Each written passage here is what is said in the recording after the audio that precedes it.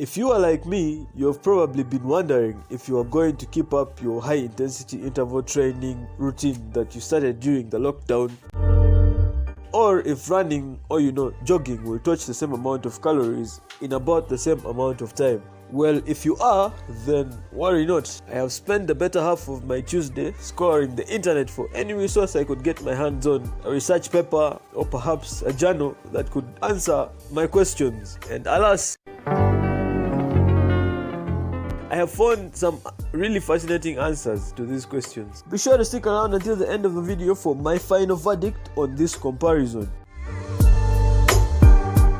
In 2015, the Department of Sports Science in the University of Wisconsin and the Department of Human Movement and Sports Science in the University of Rome, Foro Italica, together came up with a study in which they compared high-intensity interval training protocols to steady-state training, ergo, jogging, etc., following 8 weeks of training on 55 untrained college-aged subjects, like myself, 3 times weekly for about 20 minutes. The study results showed that although high-intensity interval training protocols are time efficient, they are not very superior to conventional exercise training in sedentary young adults, which of course I would not consider myself. I have to tell you, the more I read, the stronger the case became for the high-intensity interval training routines. Another study published in 2016 that analyzed different experiments examining the effect of high-intensity interval training on cardiometabolic and or aerobic capacity in pediatric obesity, that is to say subjects between 6 and 17 years, found that high-intensity interval training could be considered a more effective and time-efficient intervention for improving blood pressure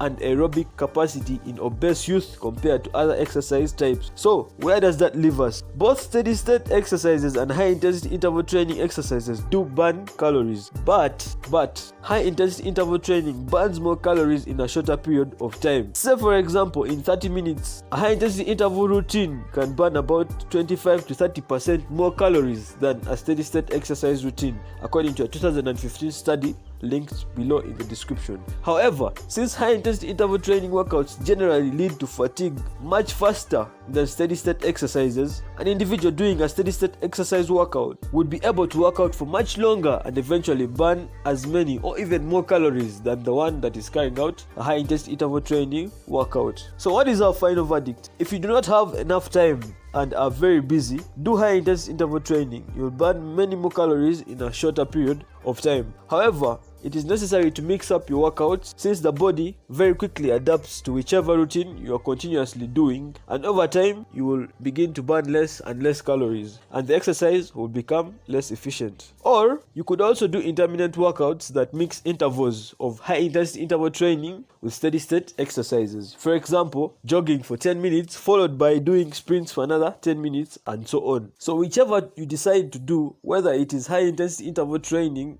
or steady state exercises, either of them can lead you to achieving your goal. Through steady state exercises, you would be required to work out for longer, which is much easier since you'll generally take longer to get fatigued than compared to someone that is doing high intensity interval training. However, high intensity interval training has the disadvantage of exposing you to injuries. Be sure to check with your physician before you engage in any of these routines. Check out articles linked in the description below. Like and subscribe to the Curiosity channel.